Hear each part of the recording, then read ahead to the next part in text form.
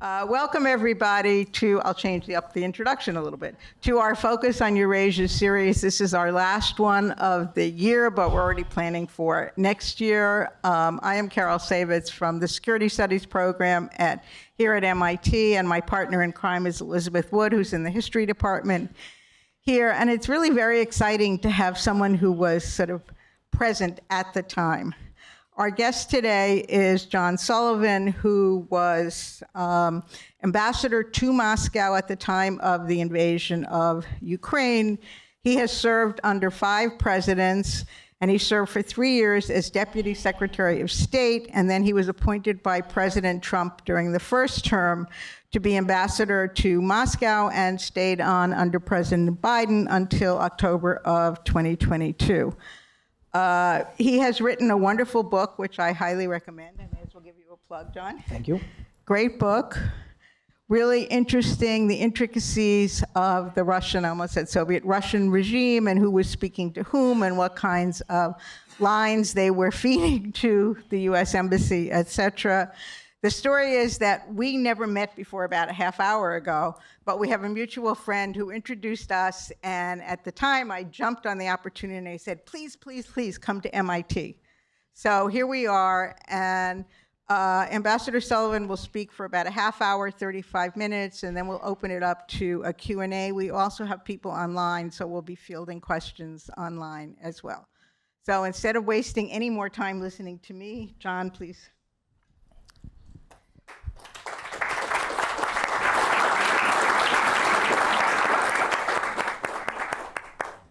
Thank you, Carol, for that generous introduction. It's great to be here, everyone. Can you hear me? Sound system's good? Okie dokie. As I was joking before, FSB keeps careful track of me. I left my phone over there, so the boys may need to turn up the volume a little bit if they continue to listen to me, as I know they do. I come to you today basically as this isn't. I don't want this to sound like a religious sermon, but I come to you today as a witness, not an expert. I don't speak Russian. I took Russian language lessons as ambassador, and for those of you who speak Ruski, my language lessons went plocha. I'm a lawyer by training. I'm happy to go into how I wound up being the U.S. ambassador to the Russian Federation under 1 year under President Trump, 2 years under President Biden. But I was a witness. I saw what happened. I had pretty good, as they say in the Foreign Service, connectivity back to Washington because I had been the Deputy Secretary of State for 3 years. So in my first term, in Trump's, my first year, Trump's, the 1 year I was Ambassador to Trump, I had a close friend, Mike Pompeo, who was the Secretary of State. And I was in communication with him more frequently than virtually any other U.S. ambassador was or would be with the Secretary of State. I can probably count on one hand the number of times I spoke to anybody at the White House, and I never spoke to President Trump during my year that I was ambassador in Moscow. But I wasn't an unguided missile. I got very explicit instructions on what I was to do on behalf of the U.S. government from the Secretary of State. And then in the Biden administration, I had succeeded Tony Blinken as Deputy Secretary, and we got to know each other pretty well. And the National Security Advisor, no relation, Jake Sullivan, he and I spoke a lot more to the White House, though, in the Biden administration, than I did in the Trump first term. But I say that all as a preface because I'm not coming to speak to you today as an expert. I am an amateur Russophile, which is how I wound up wanting to go to serve in Moscow as the U.S. ambassador. I love Russia. I love the people, the culture, et cetera, et cetera. I explain this in my book. But I'd spent a lot of time working in and out of government in Washington, first as a lawyer and then as a senior policymaker. I spent 3 years as Deputy Secretary of State. So we had substantial exposure to Russia, all the issues that we were engaged with the Russian government on, with the Kremlin on, the foreign ministry, et cetera. So what I say to you, I speak to you as, think of me as Zapruder, right? I'm on the grassy knoll with a camera looking at the Kremlin about what's going on. And I saw, it wasn't just the run-up to the war, I saw a pretty significant transformation in Russia in the 3 years I was there. So I arrive on the ground in Moscow. I got confirmed in December of 2019. I'm in Moscow at the beginning of January of 2020. And there were very significant developments going on just as I arrived. It was when President Putin replaced his prime minister, Medvedev, with Mishustin. Constitutional amendments were announced that would allow among other things, change the term limits in the Russian constitution to allow Putin to serve 2 more 6-year terms after his current term, which expired in 2024, was done. And it didn't get a lot of notice at the time, although we flagged it for Washington from the embassy to pay attention to. There was a constitutional amendment that made it unconstitutional for any Russian government or Russian leader to alienate any Russian territory. Any territory that was claimed by Russia, no Russian leader under the Constitution, Russian Constitution as amended, could separate that territory. My interlocutors at the MFA, at the Kremlin, didn't think it was funny when I joked that I'm glad that Secretary Seward didn't have to confront that problem when we took Alaska off the Russian Empire's hands. The Kremlin generally didn't appreciate my sense of humor on these matters. But it was a significant time. 2020, the pandemic, the Russian government's response to the pandemic, or lack thereof, its promotion of its vaccine, Sputnik V, and then the run-up to the war starting in 2021, Putin meeting with Biden in June of 2021 in Geneva, and then, of course, the war starts on February 24th, 2022. I'm there for the run-up, the first 6-7 months of the war. So I'll speak for a few more minutes, but I want to turn this over as soon as possible to all of your questions, because I want to talk about what's of interest to you. There are, of course, developments today about the effect of the U.S.-Israeli military operation. The U.S. calls it Epic Fury with respect to Iran and Russia's involvement, how Russia is being affected by that, what Putin's saying and doing, and so forth. Lots to talk about, and I want to talk about what's of interest to you.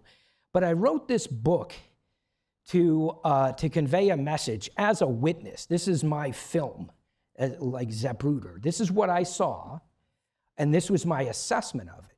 And what I saw was a government, a leader, Vladimir Putin, as I look back now, he was committed.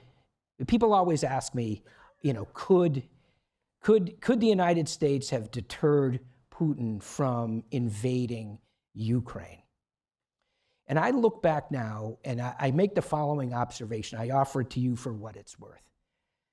Putin and Biden meet face to face in June of 2021 in Geneva.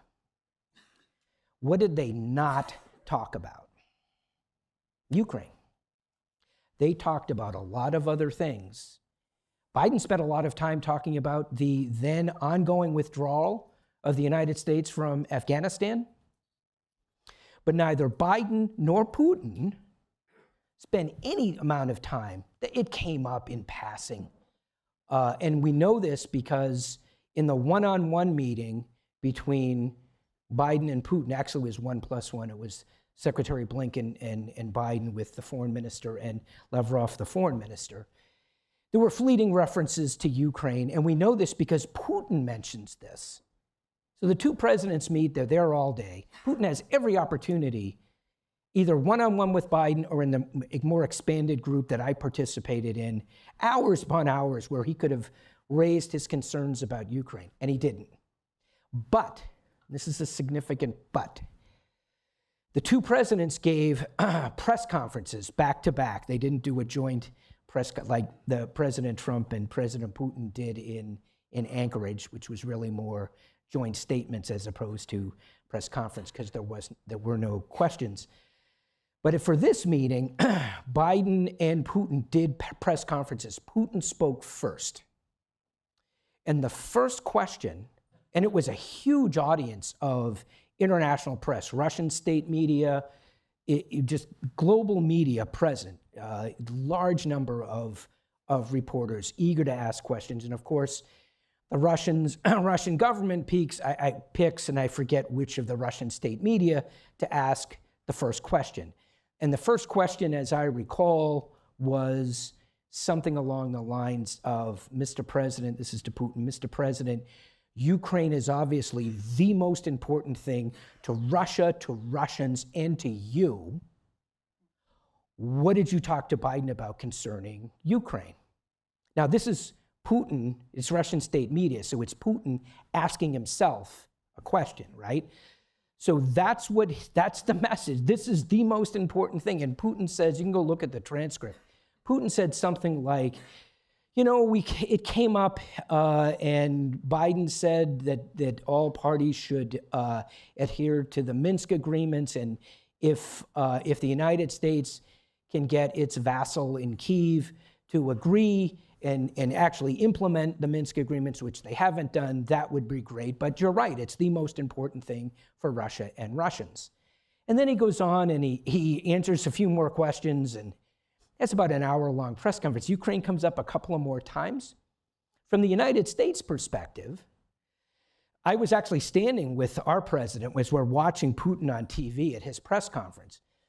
Biden, I think, if you go back and look at the transcript, Biden lists 12 issues that they covered: cyber attacks, strategic stability talks, wrongfully detained Americans, climate change. It goes a long list. I think number 11, or maybe it was 12th on a list of 12, was Ukraine. And our president listed all of the topics they discussed, and his treatment of Ukraine was less than a sentence. It was a sentence fragment referring to the Minsk agreements. We come back, we, the United States government, those of us involved in Russia policy, after the two presidents meet, I think it was June 16th, 2021, we convene after that to talk about how we're going to go forward and implement what the two presidents talked about. And when they talked about these work streams, we were going to talk about climate change. I hosted Secretary Kerry, who was then the president's special envoy for climate, for a week, almost a week, in July of 21, on talking climate change issues with the Russian government in the run-up to, I guess it was COP26. Strategic security, stability talks, arms control, New START, which had been extended, cyber issues. There had been a major cyber attack, the SolarWinds cyber attack. Wrongfully detained Americans, that was my topic. We had a dialogue with the Russians about that. We didn't have a dialogue on Ukraine. As part of one other matter that wasn't a formally announced dialogue between Russia and the United States coming out of the presidential meeting, was just about the operations of our respective missions. The Russian embassy to the United States and its two consulates in the United States in New York and Houston. It also has Russia's mission to the United Nations, separate entity. And at that point, we had only one post left, our embassy in Moscow. All of our consulates had been closed. So there was a pretty significant imbalance in our missions. And in the context of talking about that imbalance, our technical diplomatic relationship, and talking with Secretary Blinken, Undersecretary Toria Nuland, we thought it would be, if we were really going to, as the Biden administration said, search for guardrails on our relationship with Russia.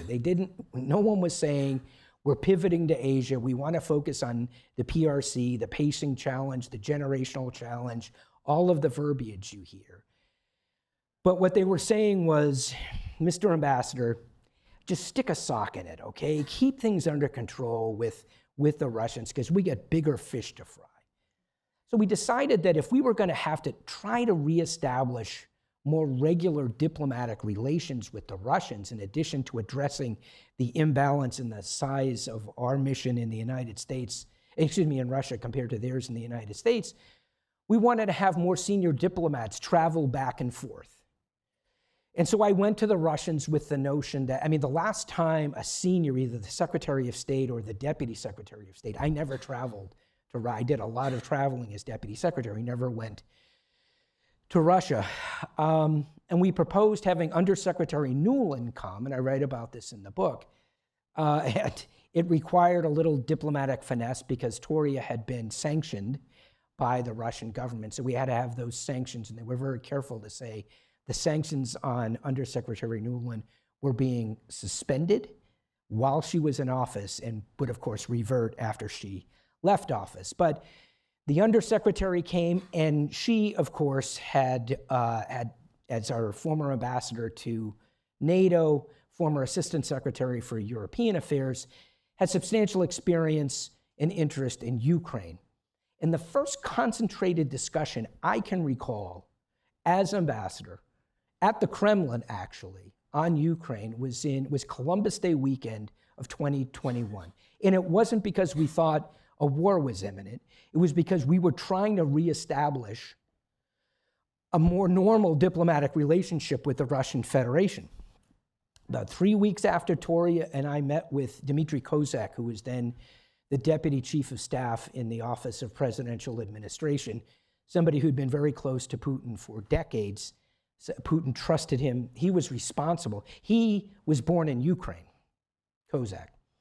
And he used to speak to Yermak, to Ukrainian government officials all the time, every day almost. So he was the person to speak to about Ukraine. So we went in to speak to him about Ukraine, and we just hit a stone wall. And to be fair, the United States we weren't proposing anything. This is the way the discussion went.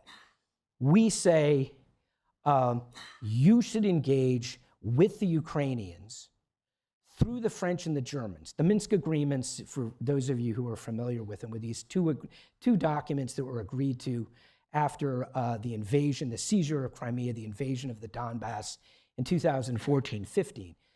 It was the French and the Germans, the Russians and the Ukrainians.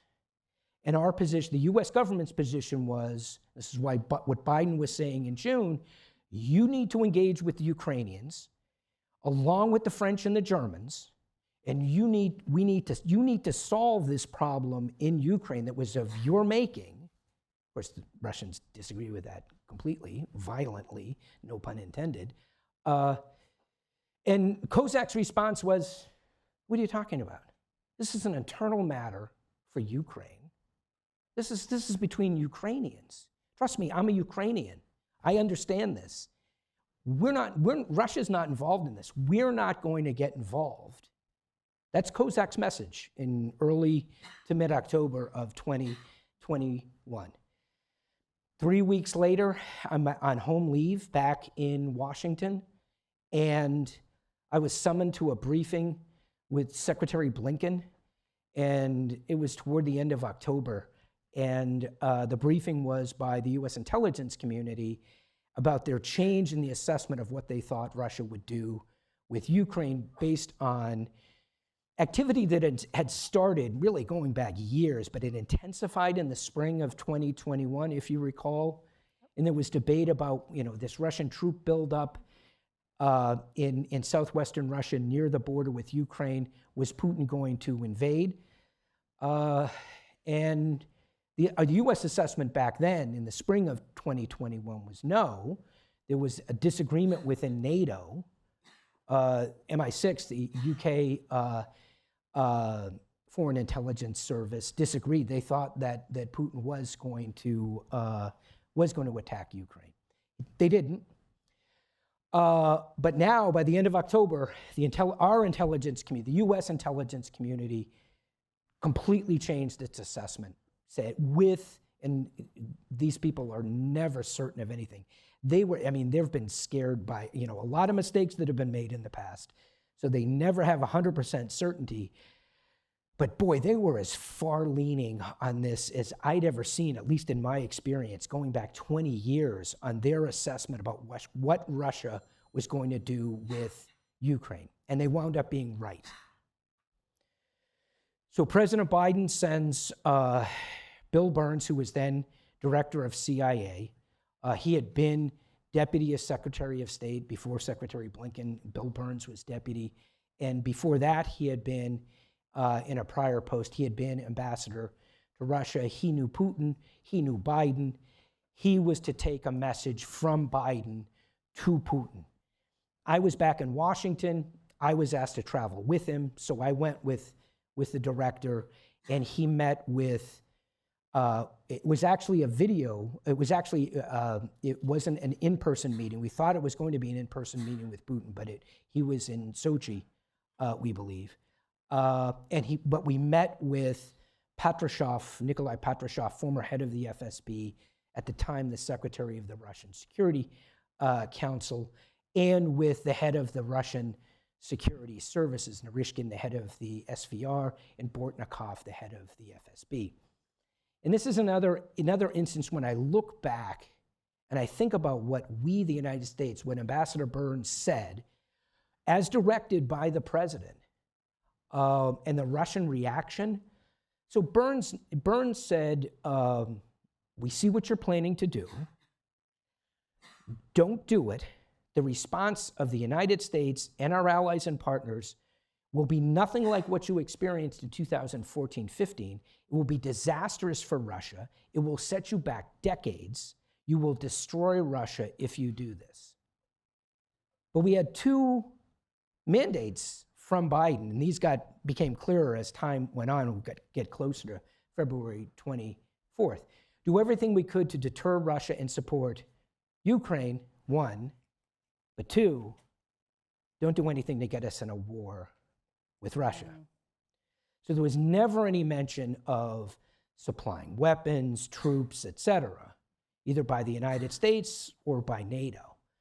And as I look back on that time, it's clear to me, even then, I don't think Putin was deterrable at that point. I think he had already decided what he was going to do. And certainly a message about massive U.S. economic sanctions, he'd spent years preparing for that. They were ready for that. They were also ready, Putin thought, militarily. He has said since after the special military operation began, he had a meeting with the then Israeli Prime Minister, Naftali Bennett, and afterwards Putin said two things to me about the war in Ukraine. First, Putin said, we weren't as good as we thought we were. And two, the Ukrainians were tougher and had a greater will to resist than we thought they had. And his conclusion from that was, we've really got to reassess.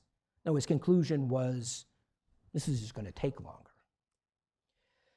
So I maintain, looking back now, I'm convinced Putin was going to achieve what he has announced as his war aims in Ukraine, denazify and demilitarize Ukraine. And we can talk about what that means, but that means basically restoring control from the center, from Moscow, over Kyiv, eliminating the Ukrainian military, can't join NATO. Denazify means get rid of the democratically elected government, et cetera. He was going to achieve those war aims either through capitulation by the Ukrainians and supported by the West, or by what the Russians call military technical means. And by that point, even by the time Biden met with Putin in June of 2021, I believe Putin had decided he was going to do it. I'm often asked, did the disastrous U.S. withdrawal from Afghanistan influence Putin? And it didn't. It didn't.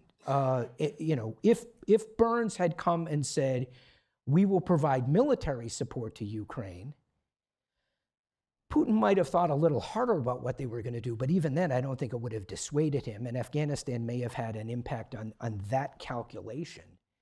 But my assessment is Afghanistan just reinforced the pre-existing conviction that Putin had about the West.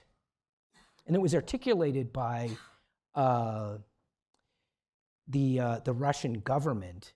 The secretary of the Security Council gave an interview to Ukrainian media, right? Not addressed to the West, not addressed to the United States, on, I believe it was October 19th.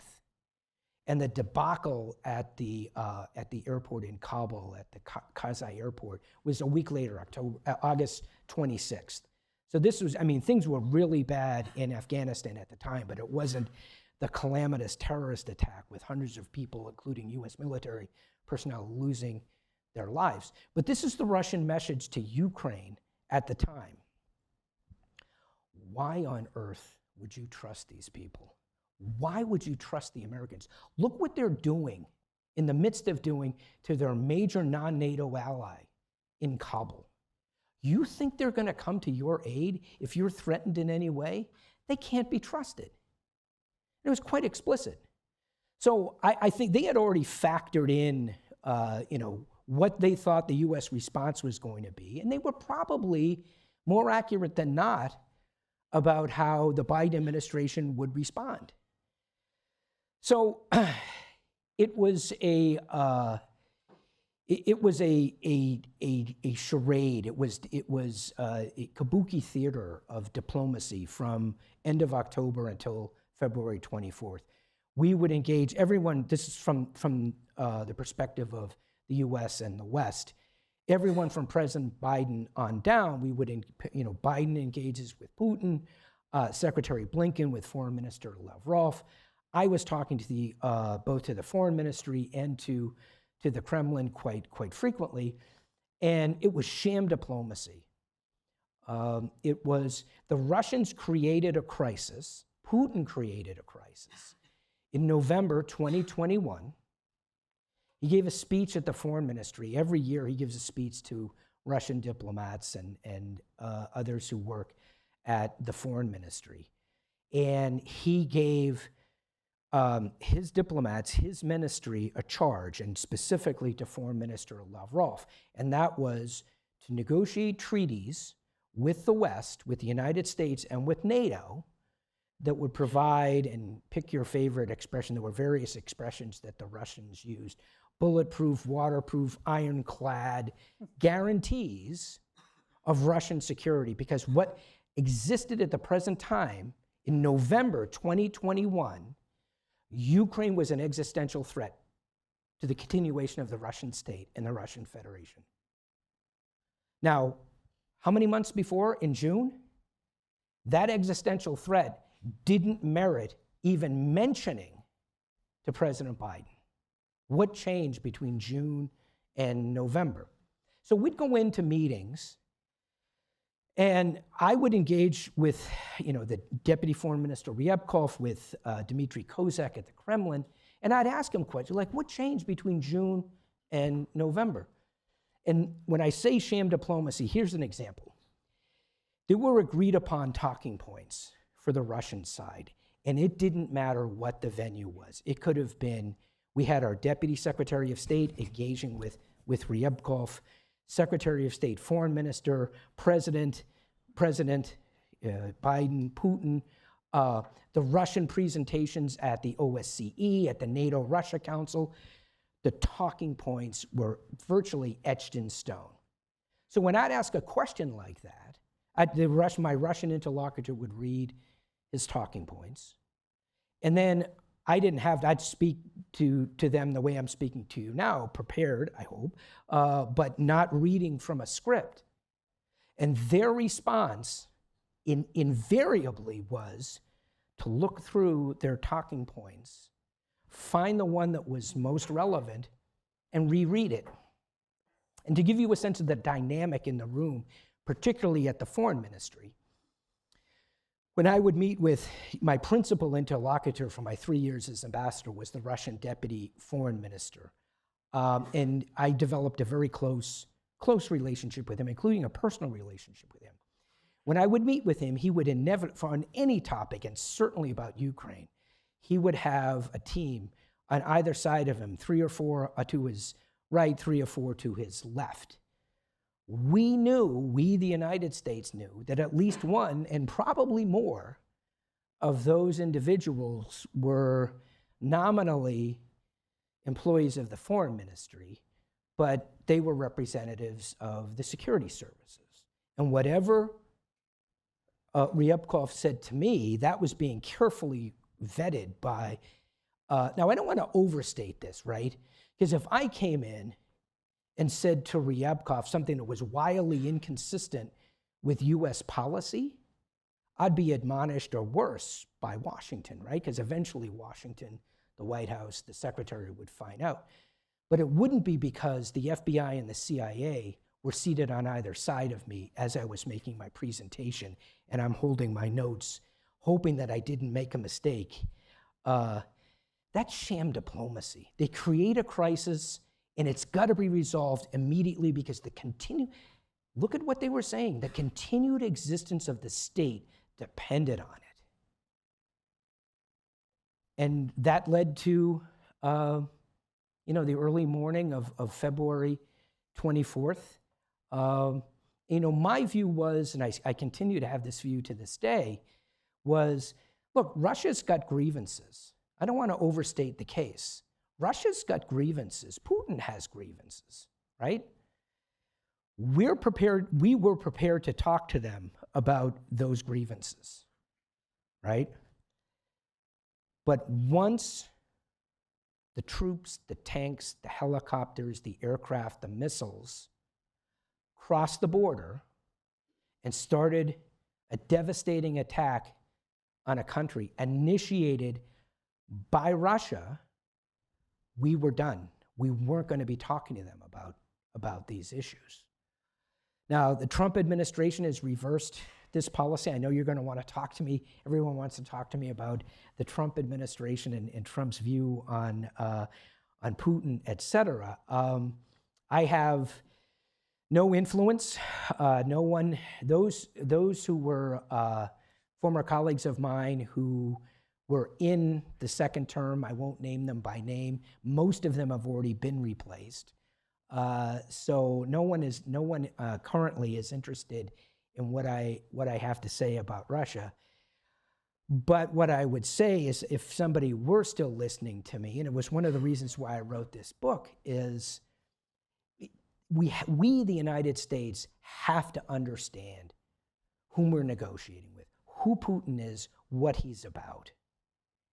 And the notion that he is going to compromise, he has given no signal, any signal, in fact, the opposite, that he has changed his war aims. In fact, they repeat them to this day: denazify and demilitarize Ukraine. He will not compromise. John, I want to pause you one second. Yes. I'm getting repeated message that the online folks can't hear you, and this is so interesting and important. Can people in the booth work on the sound? They can't hear, apparently. I'm so sorry to interrupt. That's all right. Like you're in the middle of the story. But FSB, what can I say? I don't know. They lost their sound. They don't like what they don't. Not anymore. Only the old knuckle draggers like Vova himself, right? He and Patrushev, they were charged when the KGB was broken up to go into the new government. Remember, he said this, Putin said this, and mission accomplished, they took over. So let me just say, if someone online hears, please say, we're here now. And if they don't hear, let's hold all those fascinating thoughts. I apologize, we're trying to have two audiences. Look, so let me just, I'll conclude and then maybe open it to questions. So interesting. But one final, and happy to talk about whether it's the new Operation Epic Fury or its impact on Russia, Putin's reaction to it, Ukrainian reaction, or just whatever. He is not going to compromise on his war aims. Anybody who thinks he is going to compromise his war aims without much more substantial pressure, the pressure that the economic sanctions that the United States put on Russia at the start and continuing through the special military operation wasn't enough. The fact that we are now starting to, and I worry about this, the Secretary of the Treasury, whom I know has said positive things from my perspective on the importance of sanctions on Russia to resolve the war in Ukraine, is now suspended for 30 days oil sanctions on Russia. it is going to be so easy. I'm sure many of us in this room will be paying close attention, but once they're suspended for 30 days, all it takes is one line and a signature, suspended for another 30 or another 60. The secretary hinted at what's going to happen as long as the war continues, epic fury continues, oil traffic in the Strait of Hormuz is threatened. Those sanctions will remain suspended. I'm not saying it's going to turn the tide of the war in Ukraine's favor, but it's the opposite direction of what we should be doing if our goal as a country, President Trump and his administration, wants to end this war.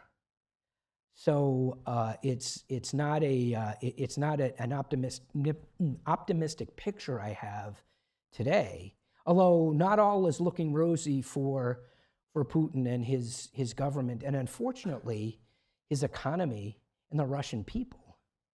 I mean, I remember, it wasn't long after the war had started, I write about this in my book. I was brought into the Trump 45 administration, the first administration, by Jim Mattis, who was picked by President Trump to be his first Secretary of Defense. And I remember talking to Mattis, and Mattis's first reaction was, after the war had started, was, look what Putin has done to his country, how he's mortgaged their future. You know, what he's doing to his country and his people. And I still feel that way. But let me stop here so I will be better directed to topics that you want to talk about. Oh, this is fascinating.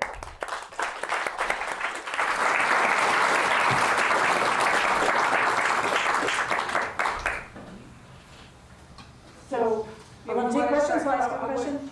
We can start. Yeah, let's ask each other a question, and we'll open up for the floor. I also am getting questions online. I'm curious what else you think about the war in Iran, and what other effects it's going to have on the war in Ukraine.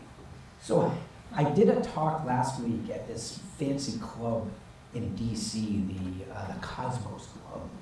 Very fancy. I'm not a member.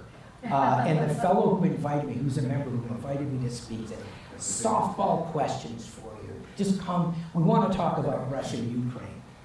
And an audience larger than this, and the first thing he said to me, so, how is the war in the Persian Gulf, Iran, going to turn out? Dude, you said you could ask me easy questions. Wow. If you think about this, going back in time, and my experience goes back to the first Gulf War, Operation Desert Shield and then Desert Storm. Starting a war like this in the Persian Gulf, I'm not going to say it's going to turn out to be a disaster for the United States, but it is, I think it's apocryphal story of Zhou Enlai asked by Henry Kissinger about his assessment of the French Revolution. He said, too soon to tell? Too soon to tell. But the consequences are global, right? I mean, we can talk about Russia, Ukraine, the price of oil, but Trump today suggesting he will delay his meeting with Xi, which is really important to him. Pleading with allies to support our Navy's mission and try to reopen the Strait of Hormuz.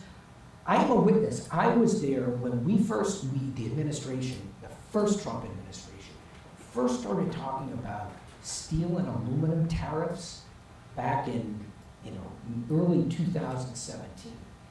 And I was there, General McMaster, who was then the National Security Advisor. And among the first things we said was, we need to be careful in rolling out these tariffs that we don't get an adverse reaction from our allies, NATO allies, or allies in the Pacific, because we're eventually going to need them. And specifically, this point was raised, my recollection is, by Secretary Mnuchin on what was just starting to be the pressure campaign on Iran. So it's coming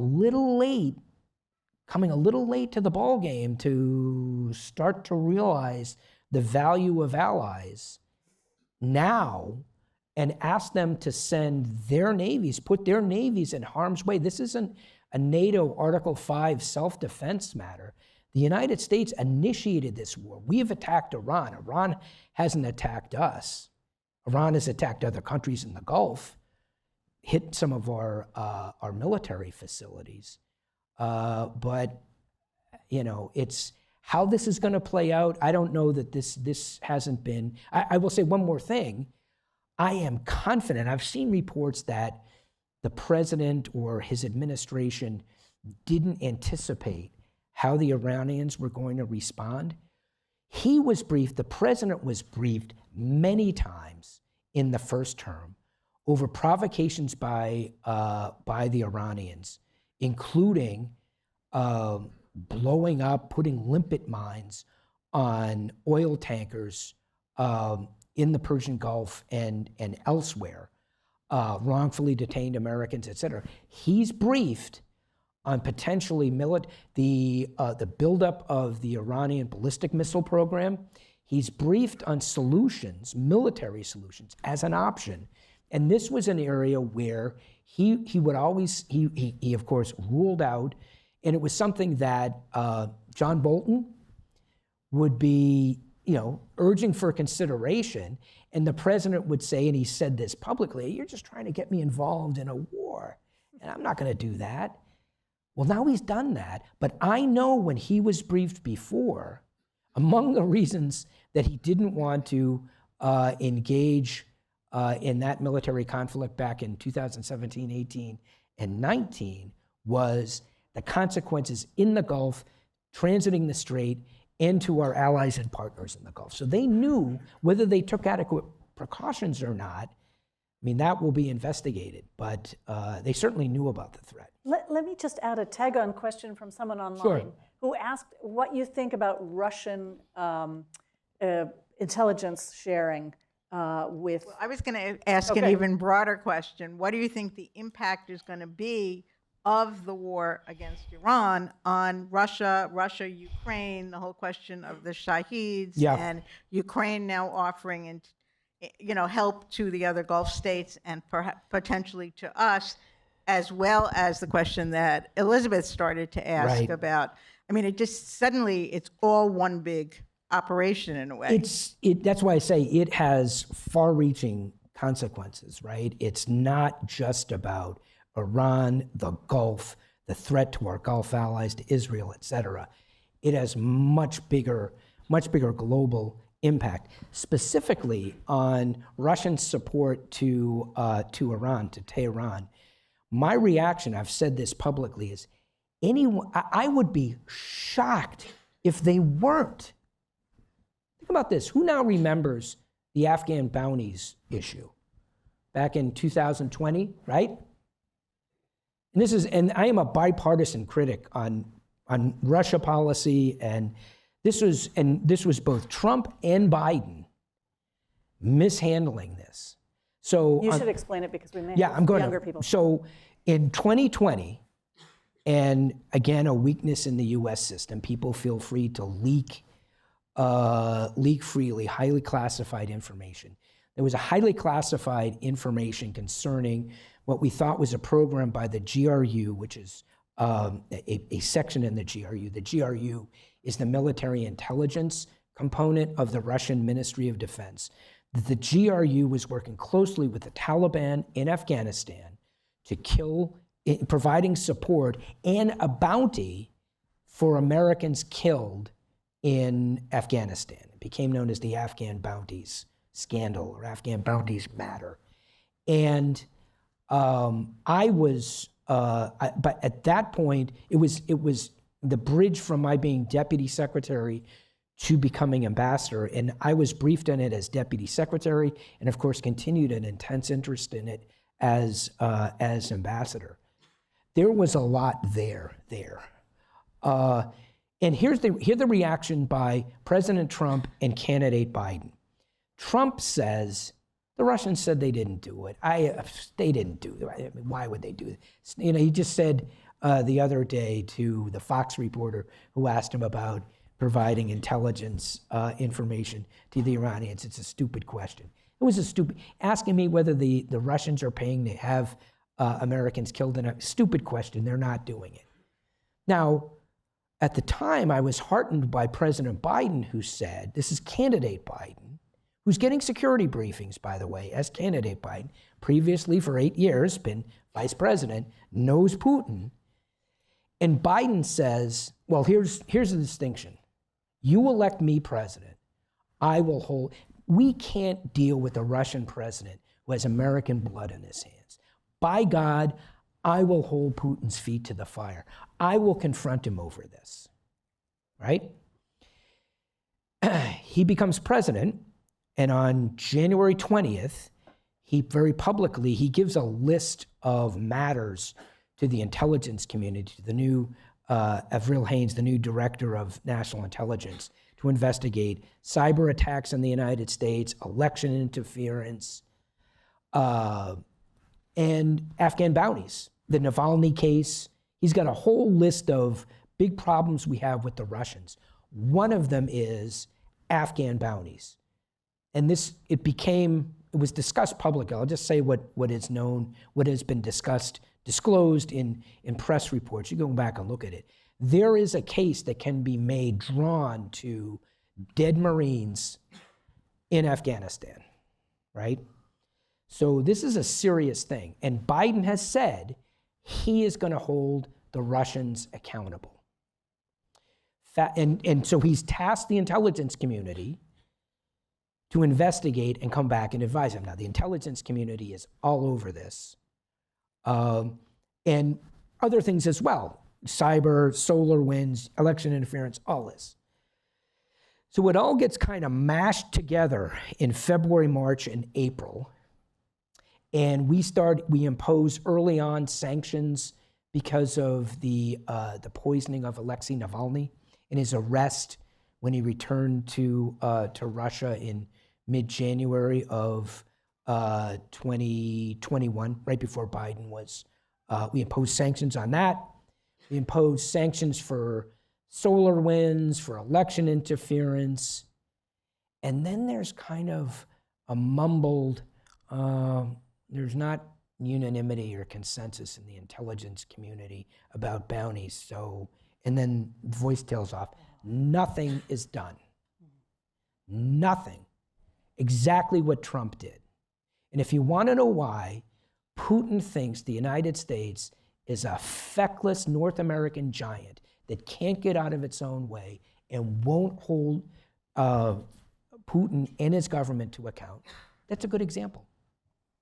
Afghanistan withdrawal, good example. I'm not saying it motivates him. He's got this idea. It is firmly entrenched. He will never be convinced that the United States is, with its current political leadership, both parties, is something that he needs to fear. So is Russia providing intelligence and other support to the Iranians? Of course they are. Of course they are. Think about this. Who was providing surface-to-air missiles to the North Vietnamese shooting down US B-52s? Say what you want about the Vietnam War, right? North Vietnam didn't indigenously produce surface-to-air missiles that could shoot down US fighter aircraft and bombers flying at 30, 40, 50,000 feet. This is the Soviet Union. Thousands of Soviet advisors in North Vietnam and Hanoi killing Americans. Now, it's a bigger war going on. But this notion now about this outrage of the Russians are outraged that they're infuriated with the French and the Brits for these Storm Shadow missiles that have hit that electronics factory. Anyway, I'm sorry. No, these are I don't want to. Great. So we're going to open it up for questions. We've got 2 mics, and I think we need to use them. Carol, we've been asked to put you to put that mic back there. And if people can go to the mics, then people online will be able to hear the questions as well, if you don't mind.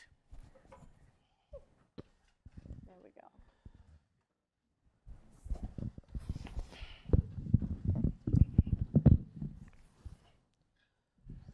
I'd like to ask 2 brief questions about the origins, but in terms of your chronology of 2021, I believe July of 2021, Putin released his manifesto, the 14-page The historian. document, the historical. Yes, we were talking about this. Yes. And you didn't mention that at all. It's a month after the Biden meeting. I only had 30 minutes. Okay. How was that interpreted by the U.S. government when it was released? Is question number one.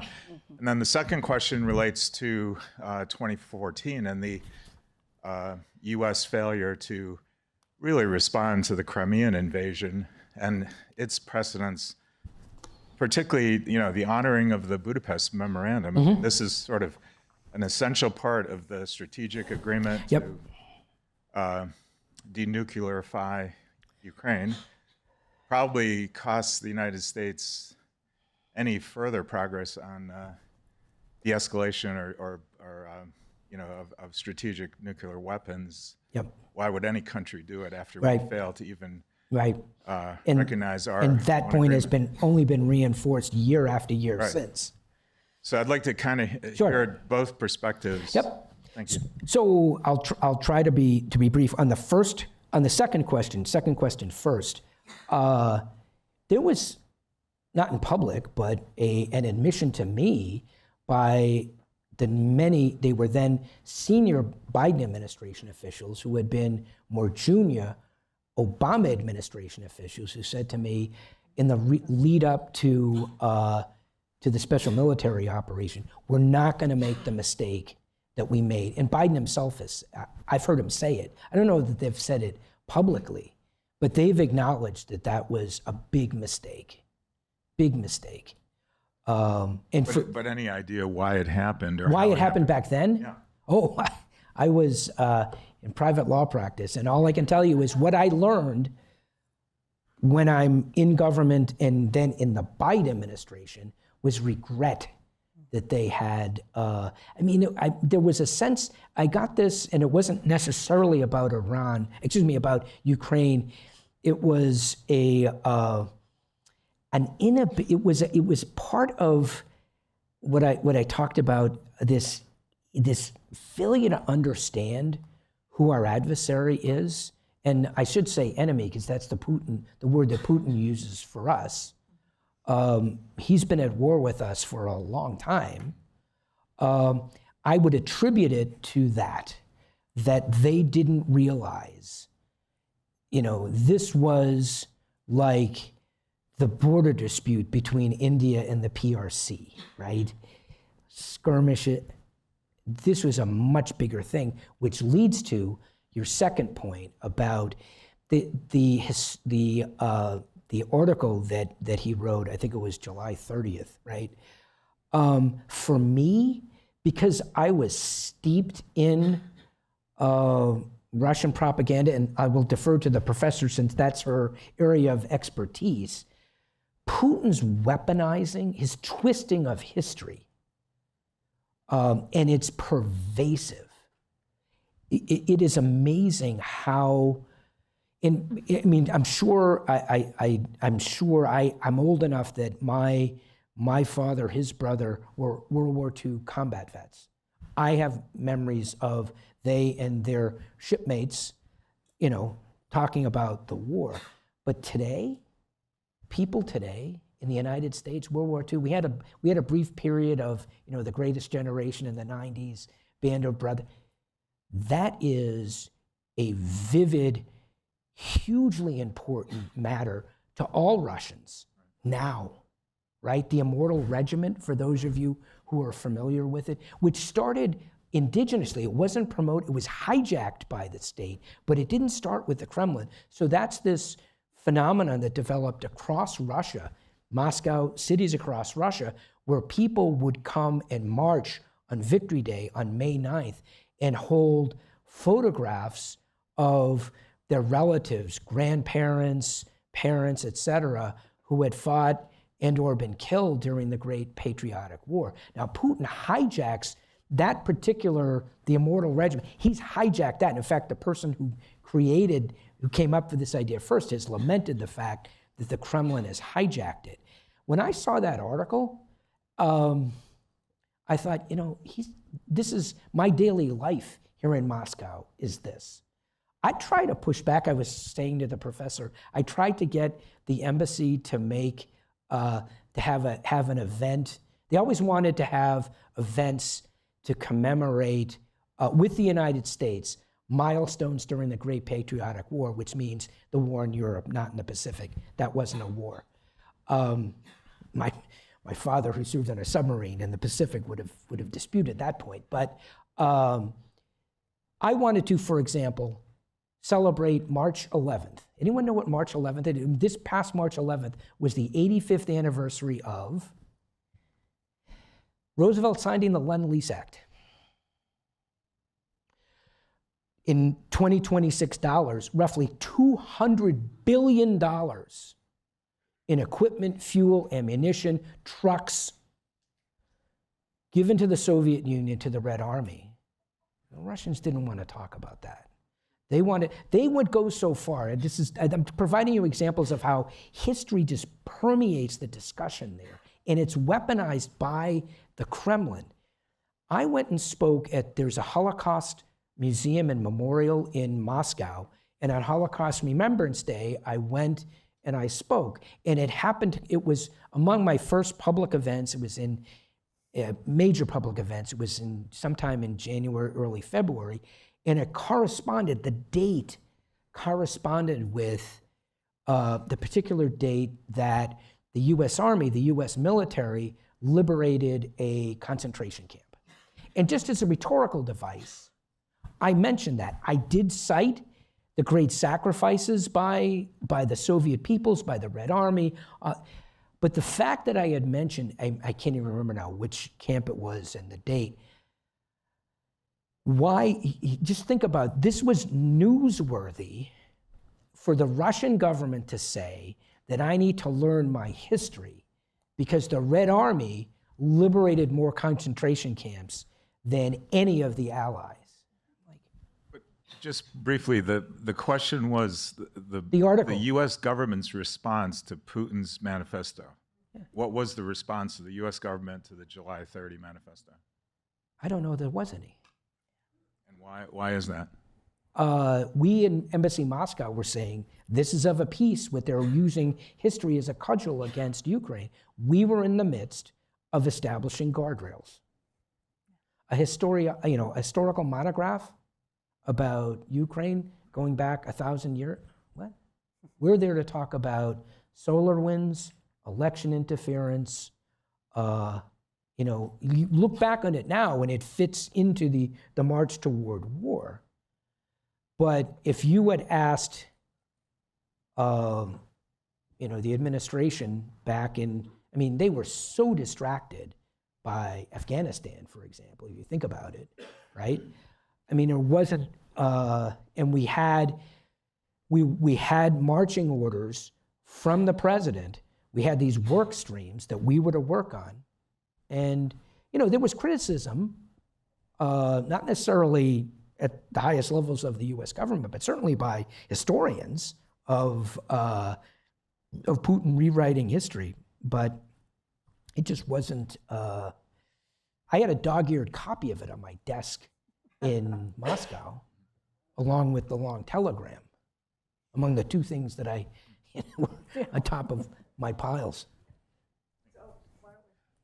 Take the next question. Testing. It's not a good answer, but it's the answer. Yes, thank you, Ambassador Sullivan. I'm Joanne from the CIS. Your talk has been very interesting. I have a question on the future of Ukraine. I know you have been focusing a lot on the US government. Of course, 4 years, into the war, everyone has moved on. There's so much preoccupation in the world today, and apart from Europe, you don't see a lot of statements that are being made on Ukraine. Mm-hmm. So my question is, how do you foresee this, in the next couple of years?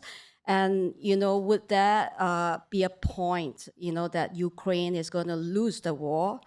And really, what more, should we be doing since the U.S. has already moved on, and it's not. Okay, that's good. You got it. No, yes, thank you. It's an important. I understand we have a group from Lithuania here. Yeah.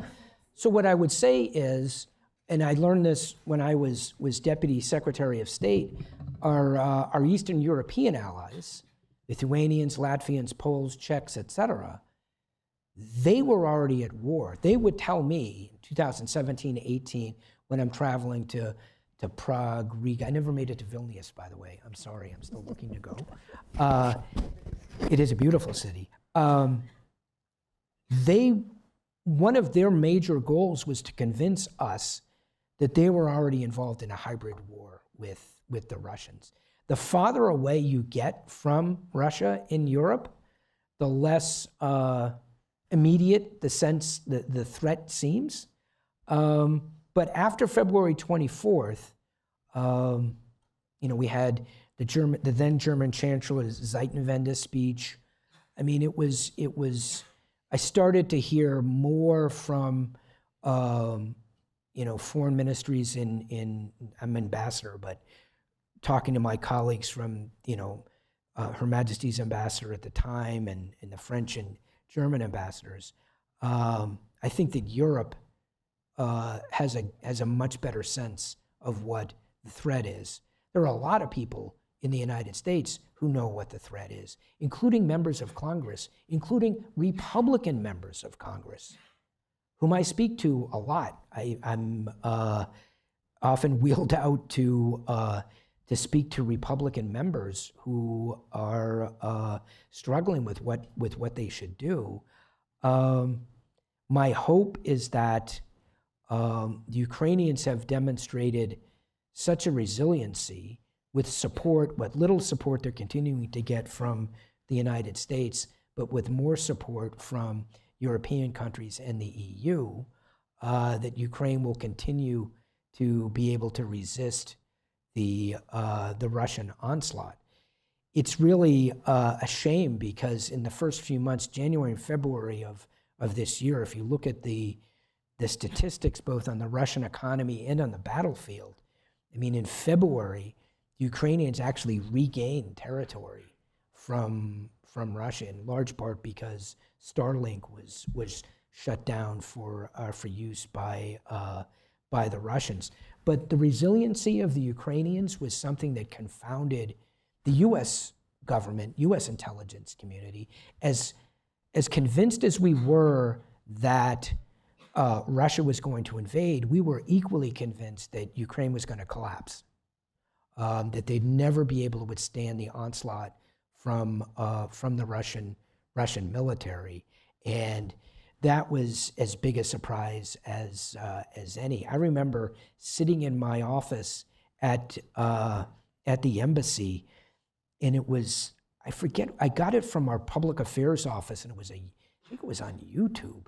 It was a video of a Ukrainian woman, I forget the name of the village, and it was northeast of Crimea. It was Russian troops moving out from Crimea up to, east toward Mariupol, up and north. And there were these Russian paratroopers walking through this village in this Ukraine. I don't know if any of you have seen it, but there's this Ukrainian woman, not a young woman, and she walks up to the lead paratrooper, the lead soldier in the element. He's got a mask on, his assault weapon, and you can only see his eyes. And she reaches into her pocket and she takes out, she's swearing up a storm. I've got the translated copy of it. What the F are you effing fascists doing in my F? Like, ooh.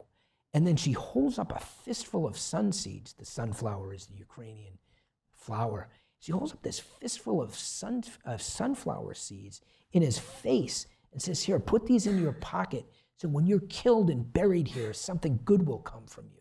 And you can see the look on the soldiers like, what the heck? And this was like a day or two into the invasion. What had happened in Bucha, et cetera, was just starting and ongoing then. But the courage that took for that woman, and I remember calling colleagues in, you got to see this. If the Ukrainians react like that, and Putin has admitted that he was not well advised by the FSB. I maintain that the biggest failure of everyone is focused on, in the West, the media focused on pretty spectacular failures by the Russian military. I mean, Black Sea flagship now on, the bottom of the Black Sea, and, Russian soldiers who are, debilitated by frostbite because they didn't bring enough cold weather gear. It sounds like, the Nazis in Barbarossa. Entrenching, my favorite, entrenching in the Chernobyl exclusion zone, digging up, irradiated soil and exposing their troops to radiation poisoning. As much as you can criticize the Russian military, the biggest failure was by the FSB. The FSB, the Federal Security Service, had to do two things. Had to prepare the battlefield, had to prepare Ukraine so that it would fall down. Hitler said at the start of Barbarossa that the Soviet Union was a rickety old shack, and all we need to kick the door in, and it will collapse. That's what Putin thought Ukraine was.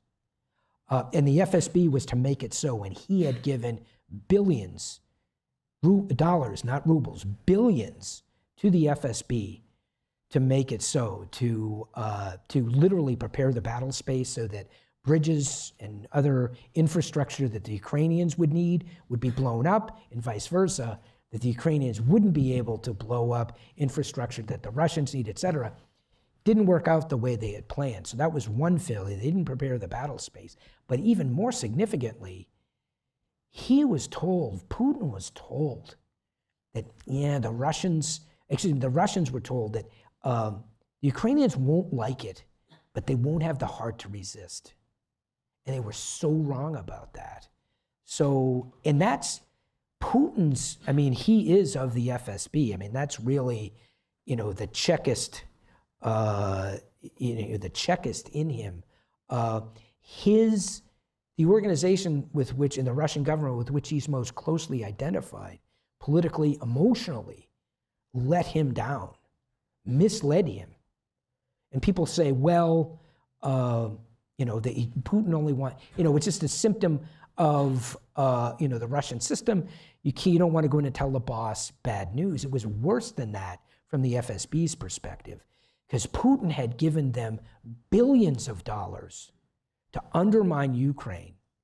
And what they would have been expected to do is then go in and tell Putin in early 2022, yeah, boss, you gave us however many years and X billions, and Ukrainians are still going to resist. Who's going to go in and tell Putin that? No one. Let me just, I've lost connectivity with our questions, but before I did, there was a really good question going back to what you were just asked. Somebody online asked whether or not the Europeans are prepared or are capable of stepping up to fill the gap, as it seems that the Trump administration, even before what's happening with Iran, as the Trump administration seemed to be pulling back from any kind of U.S. support for Ukraine, and of course now is otherwise preoccupied. So what's your assessment of your European colleagues, both when you were in Moscow and conversations since then, about how far they are willing to go to help Ukraine today?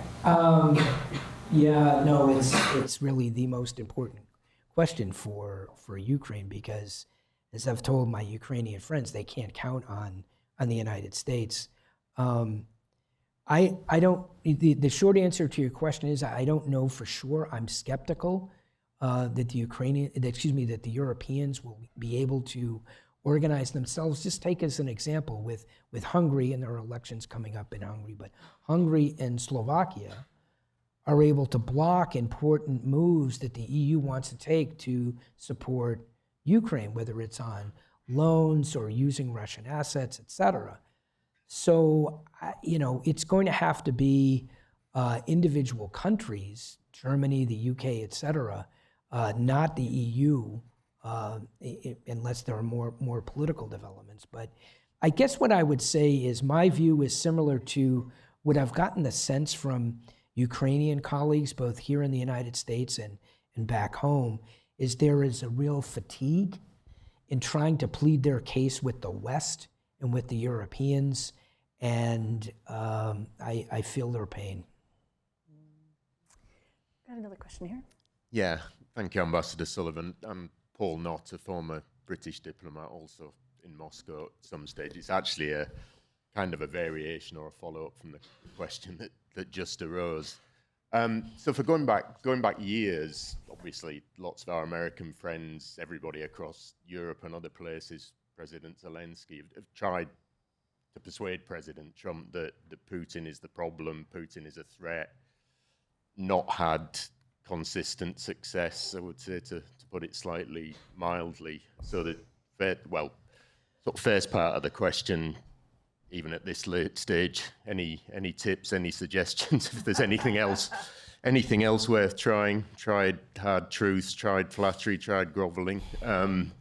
The other sort of element of the question, bearing in mind your previous answer, and is it now time really for people in other countries in Europe, those that are willing, somehow able to actually just sort of give up on that and try and deal with Russia as sort it out as best they can? I don't know that the Russians will deal with it. You saw that. I mean, there was news stories recently that the French have reached out to the Russian government, and this is as reported by the National Security Advisor to President Macron has reached out to his counterpart, Yuri Yushakov, who is in the Kremlin foreign policy advisor to Putin. And I think Macron has tried to make the case that it's time for us, for the Europeans, for the French in particular, to engage with Putin. And this is, I don't know if you've seen the Russian press reports, which Russian social media then amplify and celebrate, it's sort of, for those of you who are history buffs, if you remember the story of the 101st Airborne Division being surrounded at Bastogne, and General McAuliffe, when the Germans asked for the surrender, General McAuliffe says, nuts. Well, apparently Yushakov said something much more vulgar to the French when they asked if the Russian government would engage with them on Ukraine. The Russians weren't willing to engage with the French and the Germans under the Minsk framework, the Minsk agreement. There is no hope for that. You look at what happened, and why Macron is like Charlie Brown, like Lucy holds up the football. Like, he's the one, he makes this last minute trip to Moscow, and the French ambassador at the time, Pierre Levy, was a good friend of mine, and it was a whirlwind for the French embassy in Moscow, because the president came in. And you've probably seen the pictures of Macron seated at one end of this enormous white table, right? And the reason that it was staged that way was Macron was not willing to be tested for COVID by the Russians.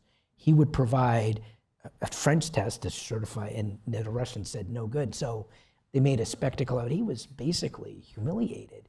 And he's telling Macron that we have no plans to invade Ukraine. And weeks later, the special military. So for Europe stepping in, I don't have a lot of hope for that. No, me neither. Not diplomatically. No, I just meant in terms of really kind of cobbling together the most military support and security support we can amongst the countries that are willing. And it's got to be done as sort of the coalition of the willing, as opposed to the EU, because the EU, well, not that UK is not an EU member, but the EU itself is hamstrung by its rules that give a veto to any member. So, with the Hungarian, with Orban involved in this election campaign, he's not going to give up on this issue. And people ask me all the time, what's next? Putin, when he captures Ukraine, is he going to invade? He's going to invade NATO. He's going to invade Lithuania, Latvia.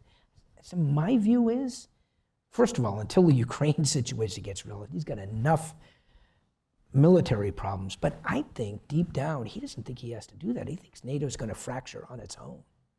And we're just every day heading toward, you saw the President Trump talking about NATO. I started off talking about NATO not sending, NATO member countries not sending ships to assist the United States in the Persian Gulf and the Strait of Hormuz. And then President Trump explicitly referencing NATO, even though it really doesn't have anything to do with the Atlantic Charter or Article 5. Putin doesn't. I don't think he would be very happy with a major fracture in NATO. Yeah. So we've got 10 more minutes. Let's take 2 questions, and maybe one more from online. Yeah. Thanks so much, Ambassador. This has been absolutely mesmerizing, and I can't wait to read your book. How much of this conflict involves Putin personally and his own history and convictions? To put a kind of macabre point on it, if he were to die suddenly, what would happen? Mm-hmm. And we'll take it. That was great. Oh, fantastic. So I get this question all the time. The question used to be, there were news reports, and they went off for a substantial period of time, that he was sick. Yeah. The U.S. government pays careful attention to where Putin is for, Putin's got his own aid with their nuclear football. We need to know where he is. And we have a pretty good sense of where he's going, if he's, in Moscow, maybe at a clinic or whatever. But the one thing that the U.S. government is absolutely terrible about is diagnosing medical problems or the health of foreign leaders. The CIA was telling President George W. Bush in August 1986 that Fidel Castro had weeks to live. I was serving in government at the time. So I will give the answer. Just first, you didn't ask this question, but just on Putin's health, I will answer as Bill Burns has answered in the past. The problem with Putin's health is that he's too healthy. But if you may have seen, he had a coughing fit for a substantial period of time. Yeah, but he's also, I can say this as a senior citizen, he's in his 70s now.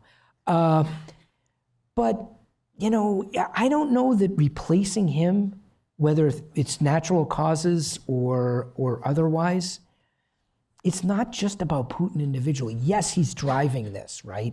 He's got this system, the power vertical that goes up to the center, which is a thing in Russia, particularly with the FSB, KGB, the center. When he was a KGB officer, the center, the Lubyanka, the control from Moscow, his control. He's got an iron grip on that. But it's not, the war isn't wildly unpopular in Russia, right? So I don't know, it's not as though Putin's going to, if he has a stroke and doesn't wake up tomorrow, that the war's going to end. It reminds me in a way of the debate, that I read now. The professor can give us more details on this, the debate about killing Hitler. What would that have done? The debate was, if you kill him, you're going to have to kill all those around him. And by the way, I am not advocating for regime change. That is something, if you think about it, it's too soon to tell. I'm skeptical about so-called regime change in Venezuela. The United States should not be about regime change. It's for the Venezuelans, the Iranians, people. Anyway, I don't think, it's not Putin himself. The environment that has been created, that he has helped to flourish, in part using history, whether it's that July 30th article about Ukraine, but it plays in, he's not making this up, it plays into, deep seams of this feeling about Ukraine and Ukrainians among Russians. So I'm skeptical that regime change means peace in Ukraine. So one last question from online. We'll keep it short. Somebody's asking, bring it back to Washington. Are the effects of DOGE and other alterations in government staffing in the second Trump administration helping or hurting the current mission of the U.S. in Moscow and abroad? Are we working with the proper staffing and the proper level of expertise? Well, that's not a good example to use because we weren't operating with proper staffing. We haven't been for years and years just because of our fraught diplomatic relationship with the Russian MFA. And we've had an undersized mission embassy. When I started as ambassador, we had an embassy and 2 consulates. Because of our inability to get visas, we had to close, suspend operations, and then close. 2 consulates in the largest, by landmass, the largest country in the world. So we, providing American citizen services to Americans who are in trouble in Siberia and Vladivostok, that's a challenge. So I wouldn't focus on that, but I would say that, I can speak from personal experience. So I'm the lead plaintiff in a lawsuit that was brought against Doge and President Trump and the administration. I, depending on one's perspective, was chairman of the board of the U.S. Institute of Peace. And Doge, the president, fired all the members of the board. There was a statutory scheme that when the institute was created by Reagan, signed the statute creating the institute in 1984, there were provisions to both appoint, it's a bipartisan board, Republicans and Democrats.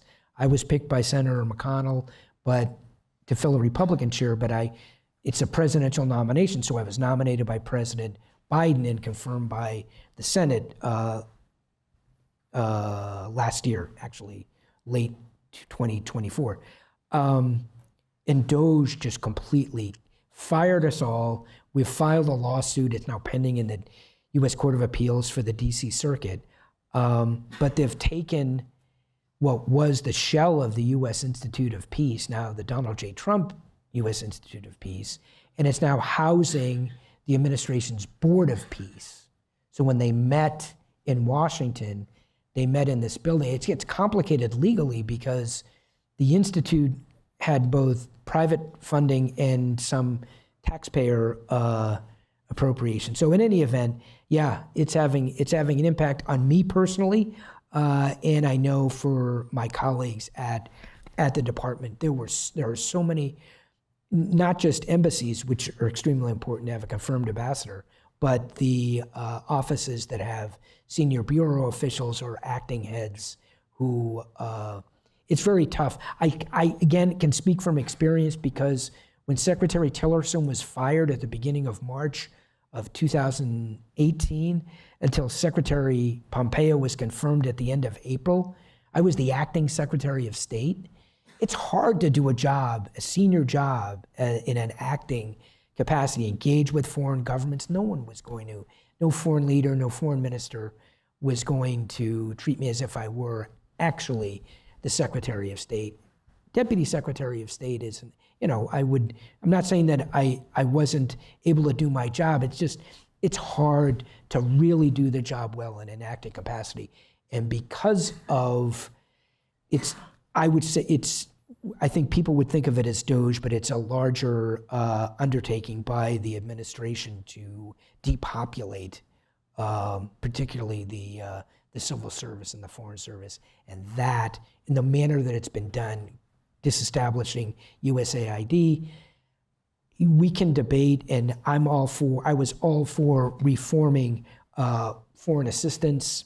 We had debates for years about folding USAID back into the State Department, but the way all of this was done in a 6 to 8 month period of time was so chaotic and slipshod that, it's obviously having effects today. Wow. Well, I think it's time for us to wrap up. I want to make 2 quick public service announcements before I thank our speaker. First is to thank our co-sponsors, the MIT Center for International Studies, the MIT Security Studies Program, the MIT Eurasia, and the MIT Ukraine programs, and especially Michelle English and Sarah Zakaria, who put this on, as well as the AV staff in the back. So thanks to them. And I also want to announce one event that's coming up as a STAR Forum. If you're not on the STAR Forum mailing list, you can sign up outside. Save the date, April 9th.